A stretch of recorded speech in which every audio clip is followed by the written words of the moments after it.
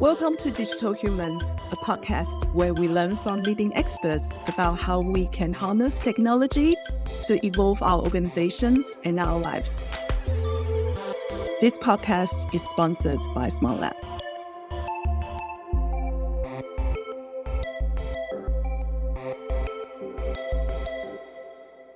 Hello, and welcome to this episode of the Digital Humans podcast. My name is Jessie Tung, and I'm joined with my co-host, Georg Seiler. Today's episode is all about AI, and we're delighted to be joined by our guest today, Markus Bernhardt. Hi, Markus. Hi, Georg. Hi, Jessie. It's great to be on the podcast here with you guys and really looking forward to this conversation. Us too. Thank you so much. Markus leads at Endeavor Intelligence, specializing in AI strategy consulting. He supports a range of global companies and government organizations regarding AI strategy as the AI strategy lead in the Learning Forum. He's globally recognized as an author, panelist, and speaker on AI and AI strategy, and a leading voice in the international community championing the progressive role of AI in talent, learning, and training and beyond. So it goes without saying, we're absolutely delighted to have you with us and to hear your perspective on this. So Markus, tell us more about Endeavor Intelligence and your role as a principal consultant. Yes, so my main job is I consult with companies, large and small, about all things AI strategy. And we usually start from the basics and work our way forwards. At the moment, we can still see that a lot of companies out there are behind the curve when it comes to having a fair AI use policy in place. So that's often a starting point, because before you can consult with an organization about AI, you have to ensure that the policies are in place and that everything is set up properly. And then every strategy, at least in my view, should start with creating the right mindsets and upskilling the team in order to be able to execute on the strategy. And since the AI field is moving very fast, a lot of that work starts with training and facilitation around the basics of AI and its strengths and weaknesses, especially around generative AI. That is the first phase of the project usually. And then, of course, we dive into use cases, identifying the right use cases, bringing together a creative thought process that looks at tools and gets us excited about what we might be able to do with them. And then, on the other hand, a thought process that starts with specific challenges and problems in mind. People often say start with the problem, and I say if you just start with the problem, you'll miss half of the thought process when it comes to innovation, because a lot of innovations didn't actually start with a problem that people were aware of, right? I think people were unbelievably happy generally with their Walkman. When the iPod came along, there was no big problem that people had with that device. You need to think completely differently and think 3 or 4 levels up when you want to innovate. And so that is then generally the approach with which we identify the most sensible use cases that can be delivered in a short period of time, because things are moving fast, and identify use cases where the ROI can be measured and that can be rolled out relatively straightforward fashion. That is, in a nutshell, the kind of consulting work I tend to do. That sounds brilliant and very exciting as well. I have to say, I came across a post yesterday about AI FOMO. I wonder whether you have got a point of view on that. But there's a question regarding your recent article, and you talk about the transformation of AI in learning and development. How do you believe AI is shaking up traditional ways companies train their employees? I'll start with the FOMO, and I think that's a good one to start with, because we see a lot out there on social media, and we see a lot of hype out there, and we see that people are sometimes giving the impression that the world is moving 10x quicker than it actually is, and I think that creates a lot of FOMO. There are also 2 types of people out there, and my observation is we have those that are leaning in massively. And then you have the other group, which are the holding back ones, who think, maybe let's not move quite. Let's let the others look at what's happening and try things, and then we can also learn from what happened to them, and we'll join the curve a little bit later. What I find really interesting when I observe this is that I come to the conclusion that both groups are doing it for exactly the same reason. The people who are leaning in and want to find out as much as possible about the opportunities and the risks to then make sensible decisions, and that gives them a feeling of control. And the second group, the ones holding back, they see the first group as cowboys shooting wildly into the air, not worrying about whether they'll accidentally hit someone. But of course, the first group is looking at the risks just as much as they look at the opportunities, and they're not making any silly decisions. Leaning in doesn't mean going crazy. And the second group feel that they have more control if they wait a little bit. But that has an opportunity cost as well, doesn't it, Markus? Because if you're watching and seeing how things play out, you also, as part of your risk calculation, need to factor in that you're losing potential competitive ground. And that's the point when it comes to innovation. Absolutely, Georg. The scenario there is be part of the leaning in group and realize that that has just as much to do with looking at risks as it has to do with looking at opportunities and being and staying in control. No one is forcing anyone to utilize products that they're not sure about. But the people who are leaning in are learning a lot more. And they might still say no for another 18 months. And so I think it's very human how we're approaching this. And then the FOMO, especially in our world, in the world of learning and talent, we can rein that in a little bit because we've seen the L&D sentiment survey that Don Taylor does every year. And we've seen that the actual use cases are still in the early stages. And we've also seen that the main use is for pure content, not yet for modalities of delivery, for modalities of interaction. People are using standalone tools mainly. They're using an LLM to help with the text, help with summaries, help with bullet points, or they're using a DALL-E or similar to create images that they put on slides in the way that they used to. So it's all about doing things with one tool at a time, a little bit faster or a little bit quicker. And that then leads me to the second part of your question, Jessie, because in my article, Conversational and Experiential, the Duality of Learning, that's where I'm focusing on that the next step that I think we're just transitioning into will be more about the modalities, both of delivery and interaction, of the learner with the digital world. How we learn with digital tools, how we interact with them, and how they support our daily work. It's not just training and learning, it's also support in that moment. And the reason I call it a duality and I say it's conversational and experiential is because that's how it helps me to think about these things. The conversational piece are the chatbot types of interactions where it's conversational. I might not even need a keyboard. I can talk, I can ask questions, I can be coached. And then experiential is where, since we can do content now better and faster, what used to be boutique solutions in terms of simulations and skills practice and immersive learning, they can now become far more interesting, where they're more immersive. They might have videos, they might have scenarios in them, there might be much more decision-making involved, and it's probably a little bit more immersively gamified. And those are the two pieces mainly that I see. And of course, they are not separate. They will overlap more and more in the center as the tools get better and as more tools get integrated into these platforms. But those are the two main strands that I'm seeing developing right now. And I think most tools and solutions still fit into one of those two categories. How would you describe yourself? Would you see yourself as a pioneer on the AI journey? Probably not. I see myself as an observer what's happening. I get a lot of good information from two angles. One is I have a very good relationship with a lot of the vendors, and I'm vendor neutral. And a lot of the vendors show me the beta versions, the things they're developing that will be out in 6 to 12 months, because they'd like to hear what I think about it. That's for me not pioneering, that's observing what's happening in the back rooms and what the CTOs and the learning strategists are planning on the vendor side.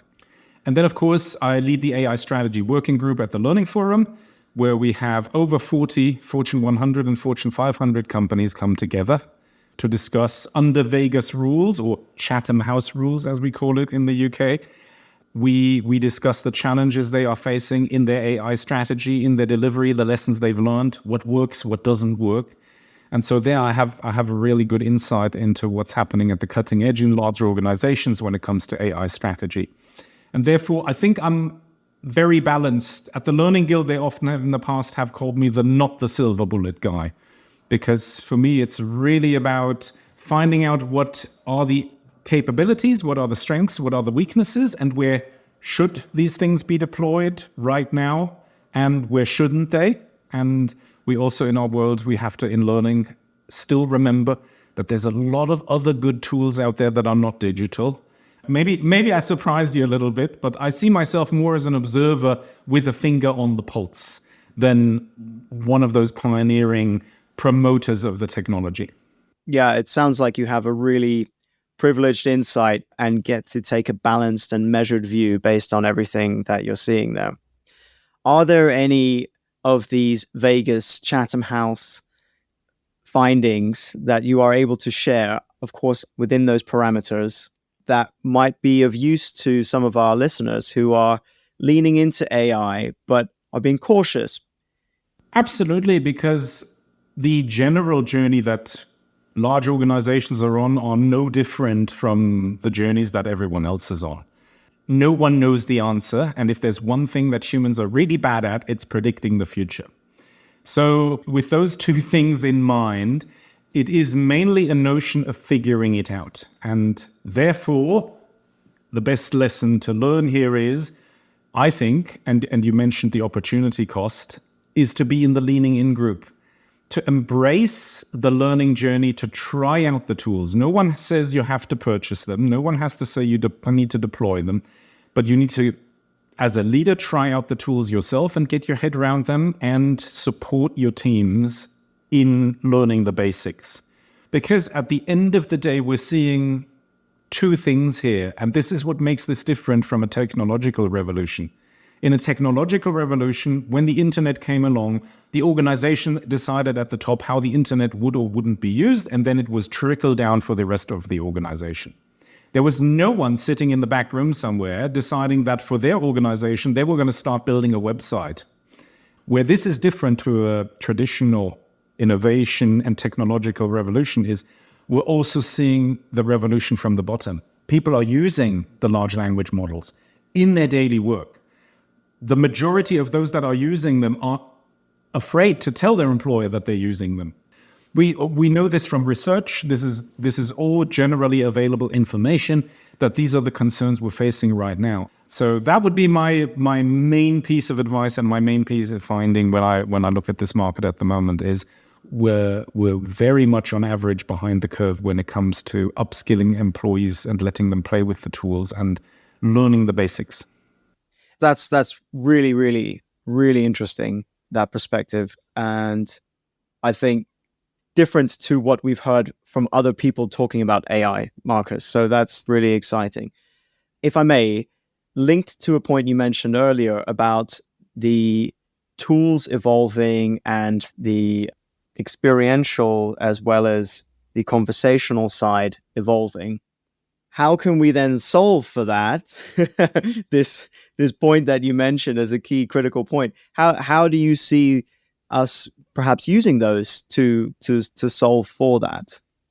The basic training of knowing the strengths and weaknesses of the tools and how they work and how they are developing, that is key right now. For that training, we can play with the tools, but we can't utilize the tools quite yet. Right. So that's still a step in the future. And presumably the scenarios work as well. It's still getting to a stage where it can respond and perhaps generate new videos or in that kind of real-time adaptive way. We're seeing this more and more, but presumably that would be fantastic too. Well, this is when I say we're at the transition point. We're seeing more and more integrated tools where you don't have to say, I have to buy my avatar, I have to buy my voiceover, I have to purchase my LLM. Mm-hmm. We're seeing more and more integrated tools come along and they're being developed in the backgrounds within the vendors. That's super interesting. And then do you think there's a potentially going to be a purchasing of innovative companies brought under umbrella suites in order to give that choice and a consolidation in the market. Absolutely, that's a movement we're seeing from all angles really right now, and that's where it needs to go. The pricing structures around these, that's something that's unknown and where people need to find out how this will work, right? But that will develop nicely alongside. But as these integrated tools come along, we will see some really good use cases. And I think look at the conversational piece, right? Imagine you're rolling out a new SOP and there's a new way of doing things, and you run shops with shop fronts on the high street. To roll out a new SOPs have been written by people who are strategic and who are looking for promotions. They're not written for the people on the front line to execute on those. So we can use large language models, stage one, to draft a new version for the frontline worker for exactly the pieces that they need to know, leaving out the pieces that they don't need to know. We can do it in the preferred language for that person, and we can deliver that very easily in a written format. We can then in person have Teams meetings within the shop to discuss how the new SOP looks and have a Q&A about those.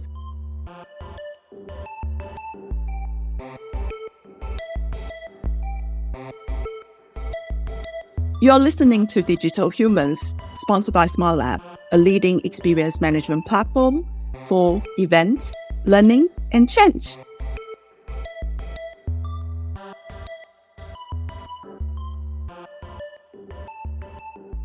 I want to get some more example, a great example from you of AI being used in the transformation space. Of course, you share some great ones already in the agent use cases as well. So what are the top use cases that you have observed so far?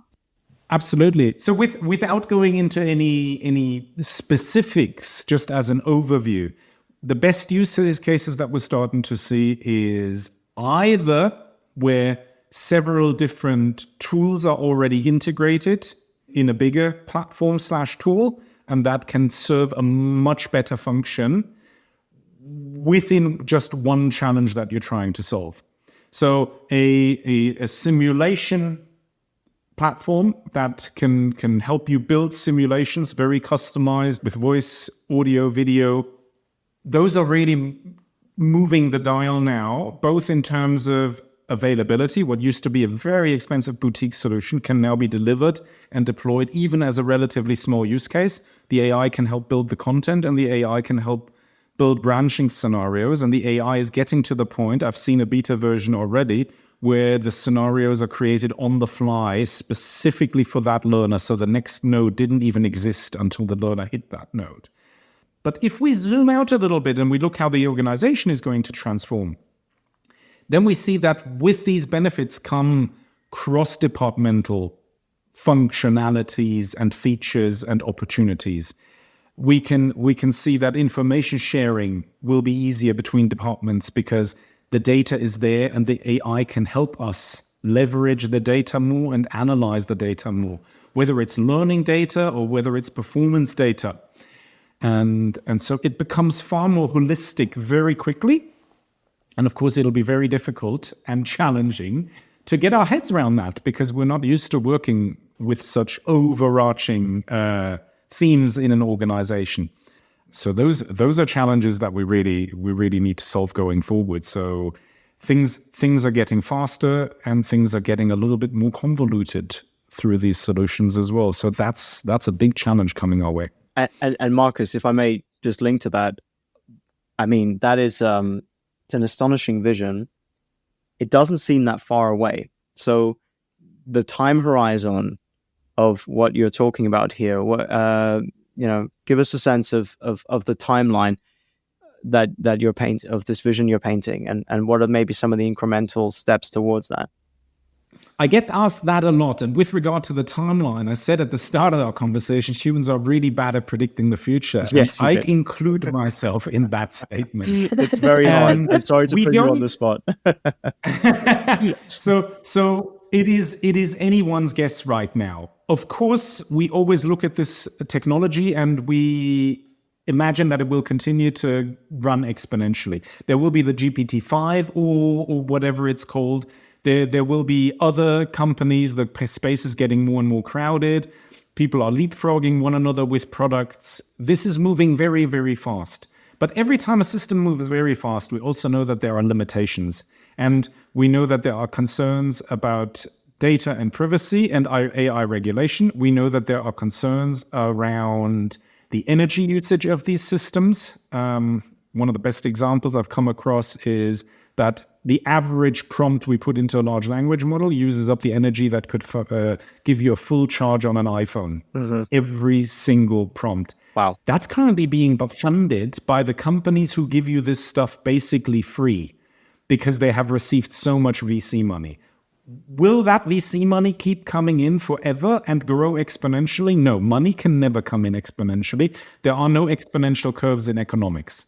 And so from an energy point of view, there might be issues we come across. Some of those will be solved by technological advancements, right? The new NVIDIA chip, 4x less energy, all well and good. But then we also look at materials and rare metals.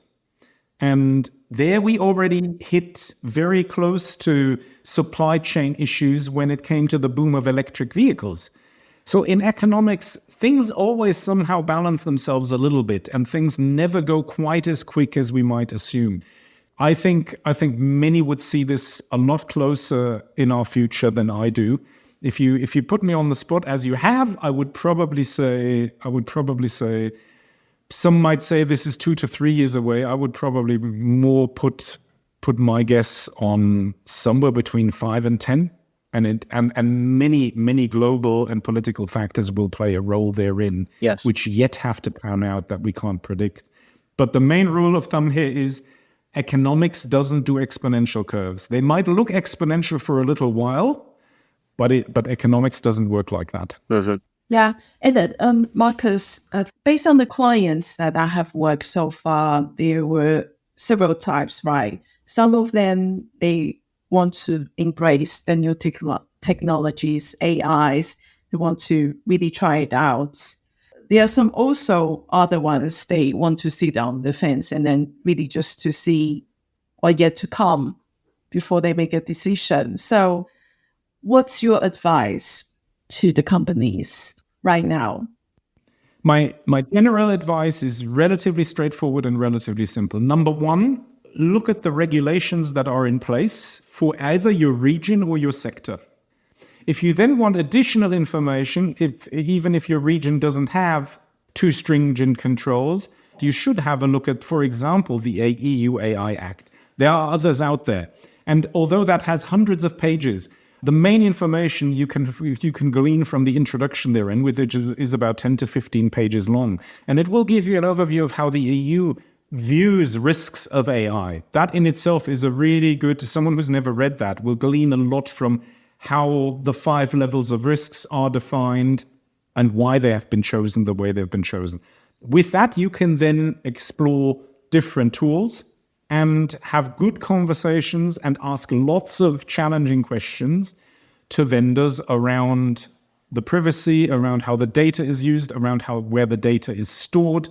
And then when you have that, then you're already leaning in. You've already informed yourself about the fence around your playground. You've started to explore your playground, and you're yet to make a decision on to use any of the tools. None of this has pushed you into a direction that should make you feel uncomfortable. If anything, you should get more comfortable because you feel like you know more and you understand more, and it will make you and your team better to discuss internally, as well as to ask really difficult questions of vendors. Because if one thing is really key here, when we're running RFPs, when we're talking to vendors about those tools, we need to be able to ask those really good, challenging questions. The vendors should be helping us on our learning journey. And every tool at the end of the day uses information that it sends through a process and that gives you an output. The same happens for AI. With those 3 steps, information, use, and output, we can explain large language models. You don't need a degree in computer science or machine learning to be able to follow that simple flow chart. And that flow chart will also explain to you why hallucinations happen and when they are more or when they are less likely. And so on that learning journey, your team will improve, every individual will improve, the conversations will improve. And since you've now identified the fencing around your playground and what your playground in your sector and in your regional regulation set looks like, you can now decide how far you want to or not want to experiment. And that for me is the leaning in. The leaning in is not going crazy and deploying 5 tools for the pure purpose of deploying 5 tools. And P.S., I'm yet to come across someone who's done that. That's super practical and pragmatic. Thank you so much, Markus. Last question. We ask this for all of our guests on this series, and I'm very, very interested to hear your response to this. Given this landscape that you've painted and the time horizons that we've talked about and all, the vivid world that you've really helped us to sort of understand here, what will it mean to be a digital human in 5 years' time? Love this question. And yes, I love when you bring this up in the podcast at the end. For me, the human is becoming more digital in the sense that we consider these tools more and more just part of our journey. We all may have used our Siris or Alexas for the weather forecast for tomorrow or for really simple things. But when we wanted to ask a more difficult question, very often we had to pause in the middle of the sentence to finalize the thought process in our own head, to ask the question, and then our phone would start answering something where we would say, I didn't even finish the question. Come on, this is not useful. These tools are becoming conversationally so useful that you can ask them far more interesting questions. You can have a proper conversation. And if you have to pause because you're still formulating, the system will recognize that you've not come to the end of your question. And so our interaction with these tools will very quickly become very normal, to ask simple things, to ask it to add things to your diary, to tell you what's in the diary for today, to give you a quick rundown of what emails have come in the last 10 minutes. That's where I think the human moves closer to the digital. But over the next 5 years, I always see the digital becoming more human. Because these agents will sound like a normal person. They will speak like a normal person. They will wait for a pause in the conversation like a normal person. And so the UX here, for the first time in humanity, will be unbelievably natural. So it's basically digital humans and humanoid digitals that are starting to interact more. And that's what I think it will mean. We will have human players and we will have digital players. Humans will interact with humans, humans will interact with digitals, and even digitals will start interacting with digitals. Because if you may need to reorganize your dentist appointment, you might have your digital calendar assistant ring the digital dentist appointment system, and between the two quickly hash out where your new appointment should go. And that'll be a really interesting place to be in the future. For us humans, unbelievably brilliant from a UX, because that's how we have always communicated. It's through conversation and talking to one another. And that is what excites me the most about what I think it will mean to be a digital human over the next 5 years, and how we use this and how it becomes completely normal without having to read a long-winded manual. I love it. Thank you so much, Markus. There's a lot of talk about digitals, humans, and also digitals. So thank you so much for joining us, Markus. It has been a pleasure to listen your story and insights. Thank you. And thank you also from me. I really enjoyed the conversation and look forward to listening to this and to other episodes. Thank you, Markus.